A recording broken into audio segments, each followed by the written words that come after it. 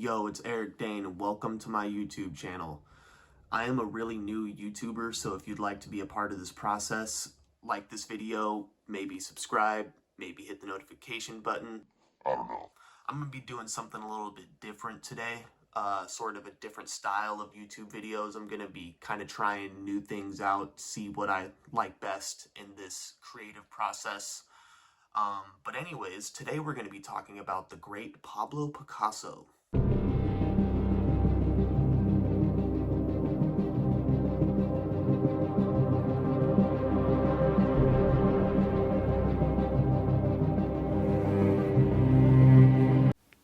Hello, and welcome to today's Eric Dane video.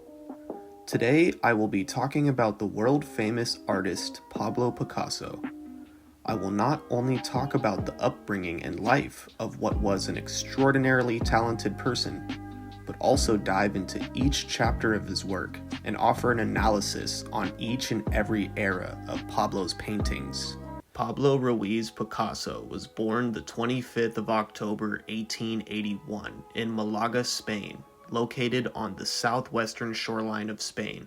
The city's history goes back about 2,800 years ago, making it one of the oldest cities in the world. It was a pretty developed city, despite it more than likely not being the easiest place to live at the time, for at the turn of the 1890s, the city was going through a lot of changes. Born by the parents Maria Picasso y Lopez, being the mom, and the father being Jose Ruiz y Blasco, sorry if I butchered that, who went by Don Jose. Now you can't even go through the beginning of Picasso's history without being consumed by art. His father was a professional painter who specialized in painting birds, a popular desire of art shoppers at the time. And Picasso was more than interested in his dad's profession, actually, from a very young age, being obsessed with watching his dad painting. A prodigy with perfect circumstances, his father wasn't dismissive of this opportunity either. He knew, being an artist himself, that his blood would make a perfect protege to form a perfect painter. But not even he could depict just how great Picasso would be. At first, Picasso endlessly drew. His first words were literally pis, which was short for lapis, which is a Spanish word for pencil in Spain. Not a moment went by where he wasn't working on his drawings. Which brings us to one of Picasso's early drawings, barely being 8 years old. Even as a beginner in art, his talent was sort of effortless. Noted by some that he even scribbled out the crowd so the centerpiece of the bullfight, which Picasso spent a tremendous amount of time at with his dad, was on full display. Another interesting thing about Pablo was his artistic gaze. He had always been almost entrapped by his surroundings. His fascination of the world was huge. He just wanted to deeply analyze everything, even if not given a reason to. Now, as you can guess by the circumstances set up, Picasso picked up a brush pretty quick. He spent all of his time in his dad's studio, where his dad tirelessly worked on art himself, and did everything in his power to properly teach his son how to paint. Now, Don Jose started to formally train his son in drawing figures and oil painting. Don Jose was a traditional academic artist and instructor. Needless to say, he was a disciplined artist, believed in learning from the masters and doing a more traditional form of art. Pablo more or less was just going along with the process. He had bigger dreams in mind.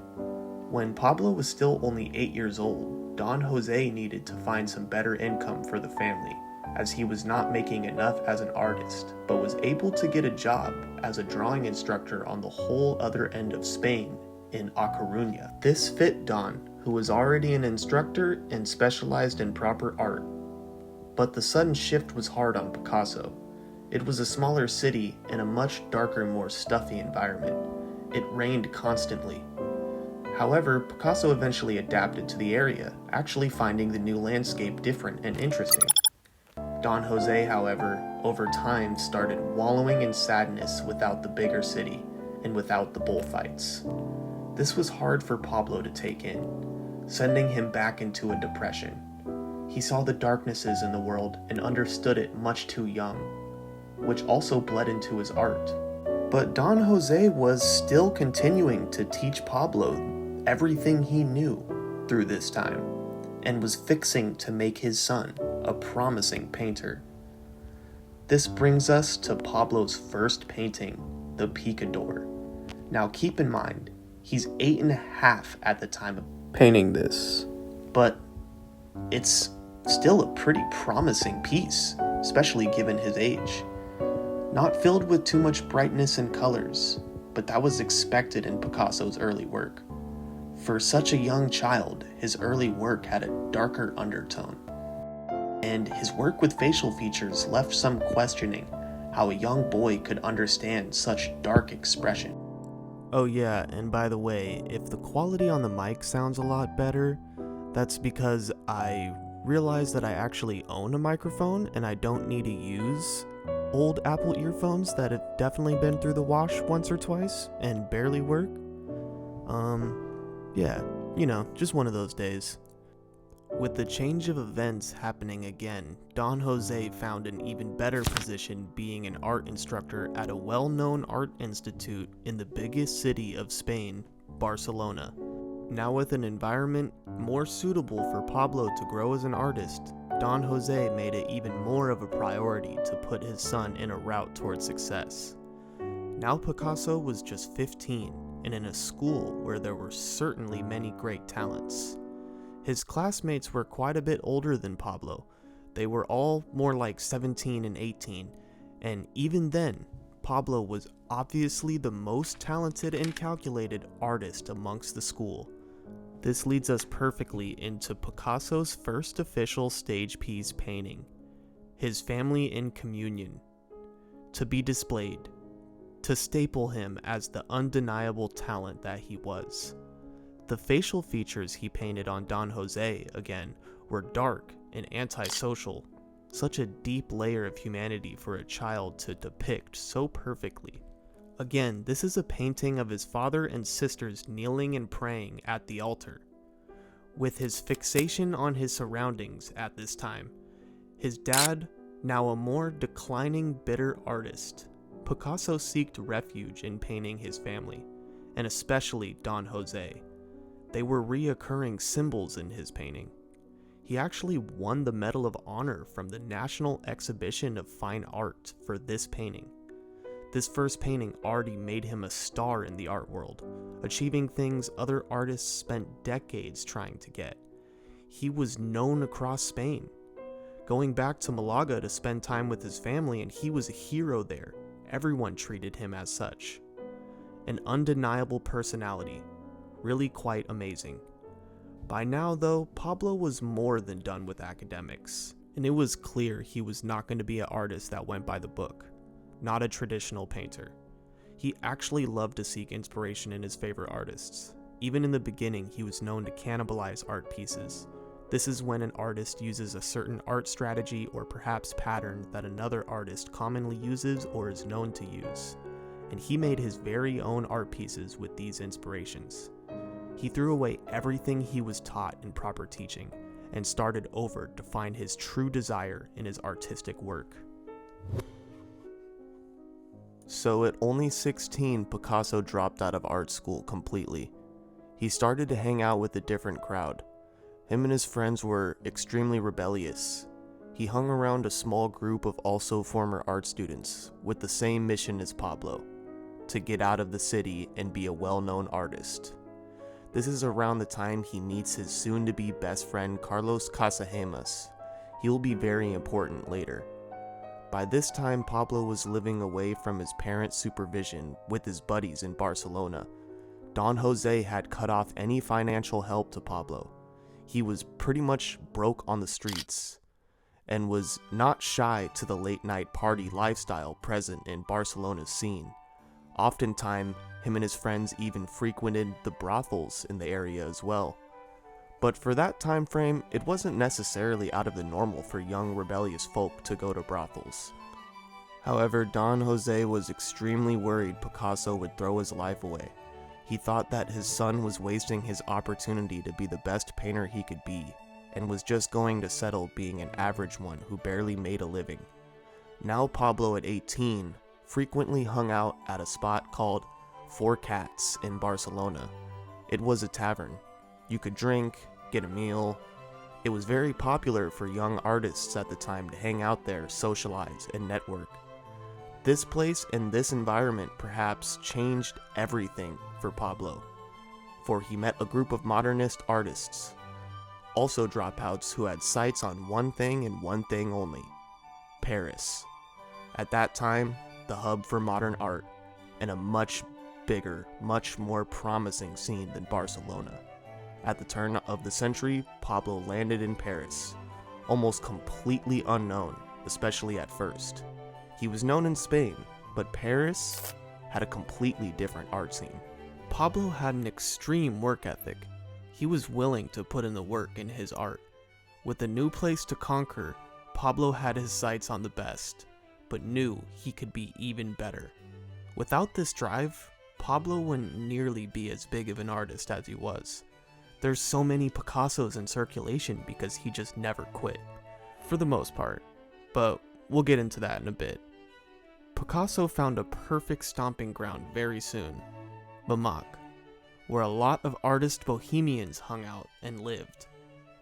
Him and Casagemas, who was completely along for this new journey in France, lived in 49 Rue Gabrielle, a small apartment.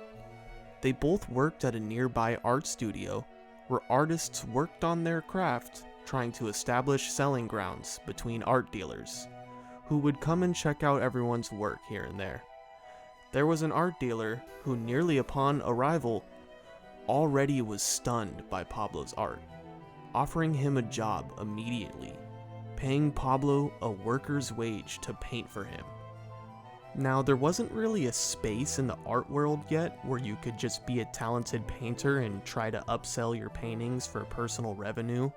Art buyers only bought from trusted art vendors, and at least before a painter gained notoriety, they had to rely on the vendors to pay them to supply paintings. Regardless, Pablo was ecstatic. He made it to Paris and could make a living off of his art. Pablo wasn't even 20 years old yet. His days of being in the night scene and the party life of Paris was only beginning and ramping up to new highs of lust-filled entertainment. If you're wondering, or even needed to wonder, yes, Pablo was, as the kids call these days, a Rizzler. I'm not even gonna say no homo. He was good-looking, charming, an extremely talented artist, and a charisma that would control a crowd. He was filled with confidence. He was very aware of his position. Although I would certainly say that he wasn't quite a womanizer. Even with going out every night of the week, Pablo was still a shoo-in, obsessed with his work.